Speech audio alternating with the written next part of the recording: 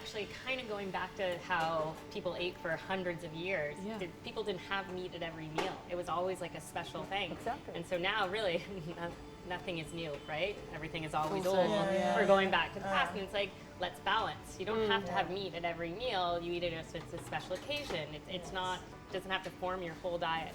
And I know in particular, for me, you know, I run a vegetable restaurant, and I definitely know people are eating less meat because my restaurant is busier than ever. We're 10 years old, and we just had our busiest year. It is probably more difficult because you are grown with a certain idea what a vegetable is. Yeah. My restaurant had a vegetarian tasting menu, and just a lot of people choose it. I had it on the menu for the last 5 years.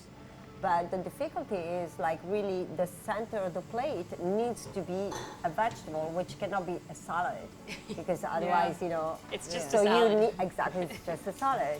And in your mind, a salad goes immediately to a side dish. So you really need to work on the center of the plate in order to make sure that is a dignified substitute of a traditional protein. I think that is the question: is the protein, what our perception of what protein is, and can that shift in the next 10 years in terms of that we've always got it from meat, fish, dairy. So it's about how can that shift, and will it shift to plant-based proteins? But in a certain way, our job is important, because Huge. before, vegetables used to be like steamed, maybe sometimes Overcooked. when you were lucky, Yeah. salads, and that's pretty much it. But right now, with the work that we do, and the delicious plates that we prepare, so people are more attracted because they don't miss, at least I personally don't miss, whenever I have a vegetarian meal, a good one. Yeah.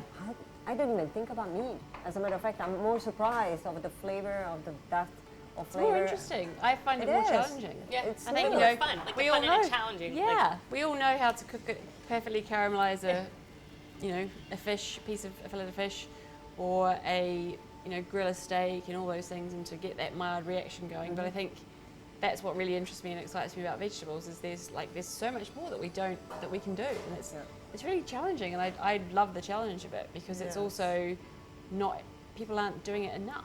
So it's almost like, you can discover things that's right. as well. We're pioneers. And you have more a world of different textures. Then to you've got explore, so many things to look at to versus this, no, your versatile. finite sense of protein. ways to cut, ways to cook. Yeah. No, and fermented. I was going to say fermentation, Yeah. preservation. You think in 10 years we can see change? We can see some change in all the.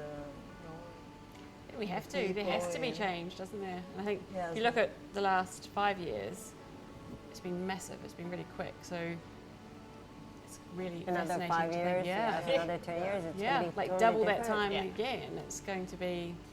Well, if you think about it, it's like everything has changed it has always changed, but in this particular era, if we look at our kids, or we look at the younger generation, they think, they talk, they communicate, they eat in a completely different way. So I don't see, honestly, any other solution but changing. And the fact that younger people are getting more and more involved into the earth pollution problem. Yeah. And Yeah, so, yeah. I mean, there's no, for me, there's no doubt there will be.